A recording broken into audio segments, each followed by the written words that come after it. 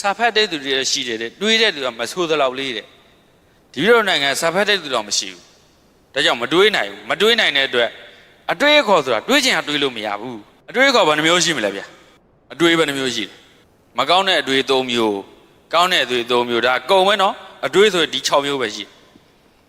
ကောင်းတဲ့ဘက်ကအတွေးကိုကြတယ်တမ္မာသင်္ကပ္ပလို့ခေါ်တယ်တမ္မာသင်္ကပ္ပ၃ပါပါတယ်ဘာတွေတော့နေကမဝိတ္တအပြဘာရဝိတ္တအဝိဟိတဝိတ္တအဲ့ဒါကောင်းတဲ့အတွေးဒါပဲကောင်းတဲ့အတွေးဒီ၃ခုပဲရှိတယ်နေကမဝိတ္တအပြဘာရဝိတ္တအဝိဟိတဝိတ္တမကောင်းတဲ့အတွေးကြတော့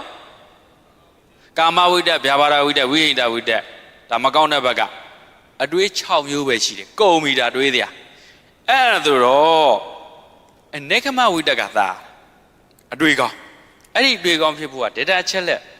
ကိုယ်စီမှာ data ချက်လက်တွေကိုဖတ်တာမှတ်တာလေ့လာထားတဲ့အပေါ်မှာအခြေခံပြီးတွေးရတယ်တွေးချင်ရတွေးရင်ကာမဝိတ္တဖြစ်သွားမယ်